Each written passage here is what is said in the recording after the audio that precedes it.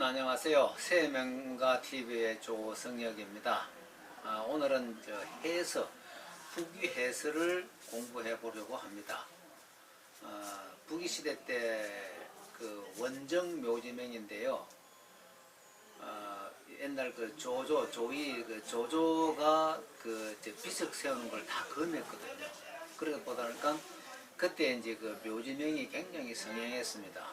비석을 세울 수 없으니까 그 작은 지석에 글자도 그렇게 많이 못 썼어요. 써가지고 그 묘 이제 관 위에다 보통 많이 올렸거든요. 그러다 보니까 이제 땅 속에 묻혀 있어가지고 그 글자 형태가 대체적으로 깨끗합니다.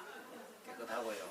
이 원정 묘지명은 그 부귀 시대 406년, 496년에 이제 그 쓰여졌는데요. 글자 수는 한 300여자밖에 안 됩니다. 그렇게 많지는 않아요.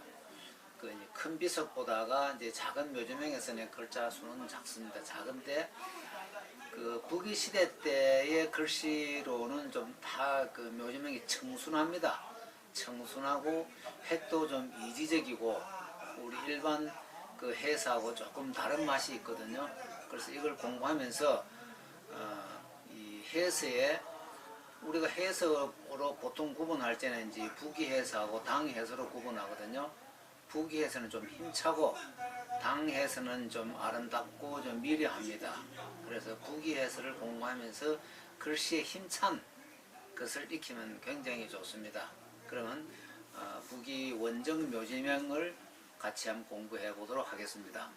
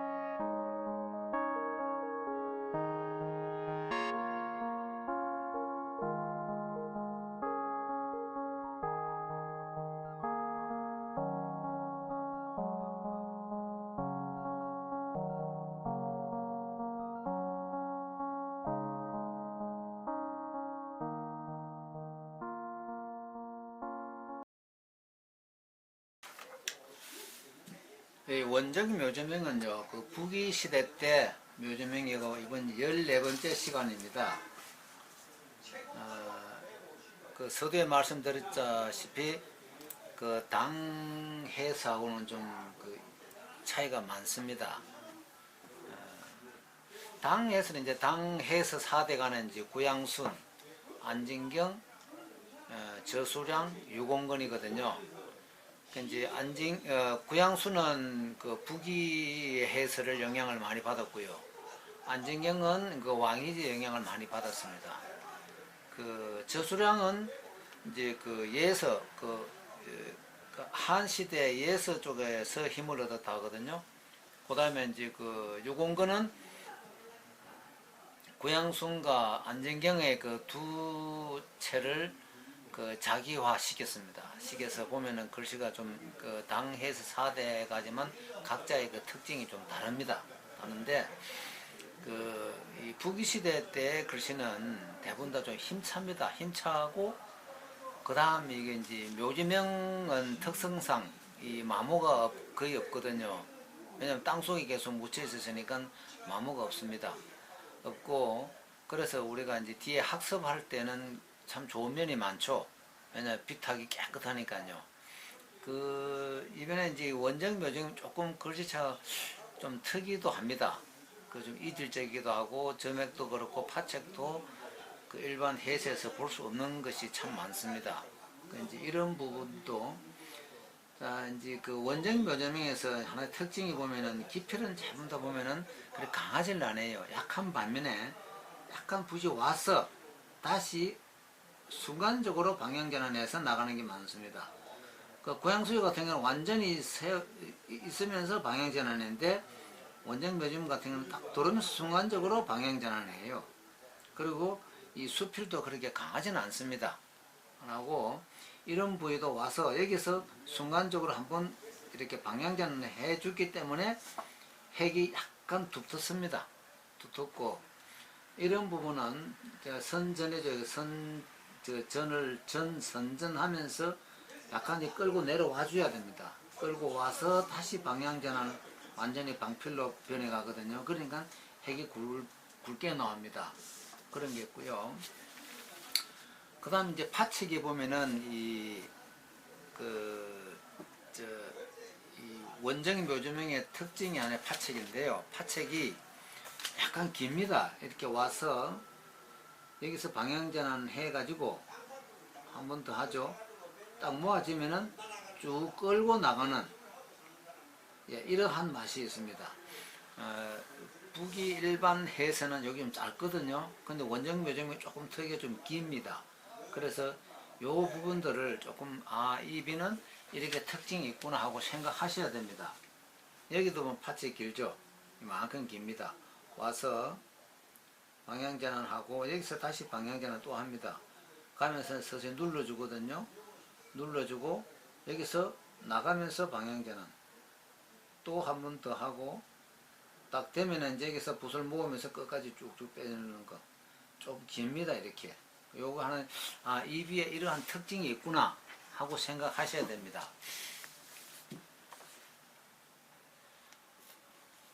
그 다음 요러한 부분요, 마음심 부분은 여기서 바로 가지 말고 한번 약간 바꿉니다. 방향을 또 한 번 더 바꾸죠. 그래서 와서 완전히 이쪽으로 방향전환을 해줘야 됩니다. 요런 부분은 그냥 쭉 미끄러지면 안 되고요. 와서 방향전환 해줘야 됩니다.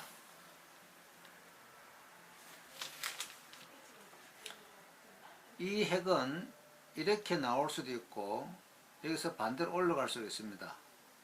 여기서는 반대로 올라갔거든요. 올라갈 때 붓을 놓고 완전히 방향전환 해서 붓을 모읍니다. 이런 부분요. 이런 부분도 아까 말씀드린 대로 순간적으로 오면서 방향전환 딱 했죠. 했고 여기서도 이리로 와서 다시 여기서 완전히 붓을 왼쪽으로 꺾어주면서 붓을 모아줍니다. 모아주는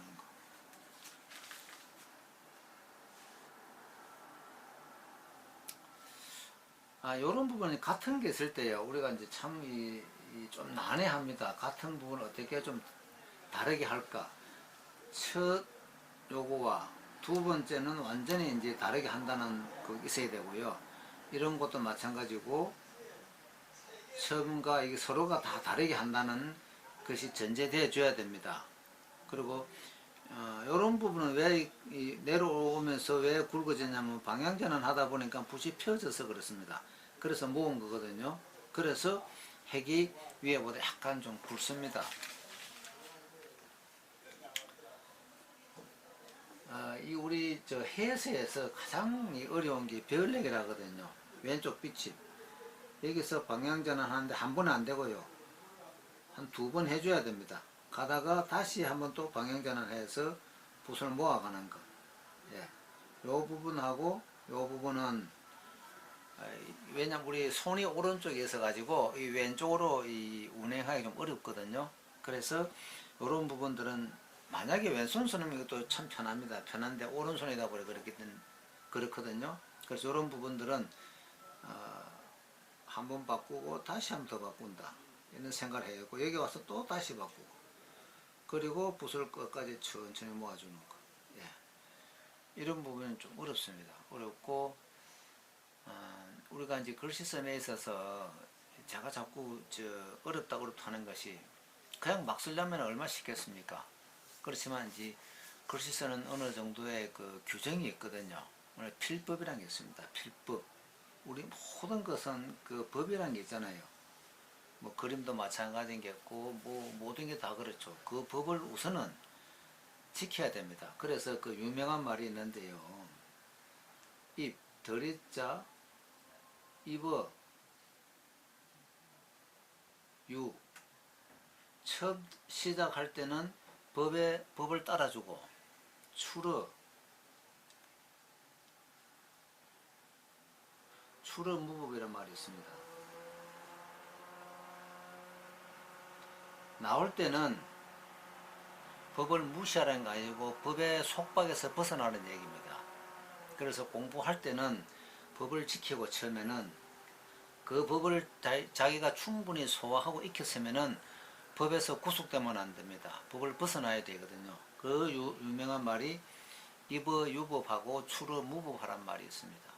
그래서 이거는 무법이라는 것은 법대로 하지 말라는 게 아니고 법에 구속되지 말라는 얘기거든요. 그렇지만 입어 유법 처음에 법을 지키면은 무법해도 법을 다 따릅니다. 따르되 자유자재로 내가 이제 주인이 되어줘야 됩니다. 처음에 공부할 때는 법의 규정 그게 내가 따르고 두 번째는 그걸 벗어나서 내 자신이 주인공이 되어서 내가 행하는 거. 그렇다 막 행하는 게 아니죠. 법을 벗어나지 않는 그렇지만 구속되지 않아야 됩니다. 그것이 우리 예술에서는 가장 중요한 얘기입니다.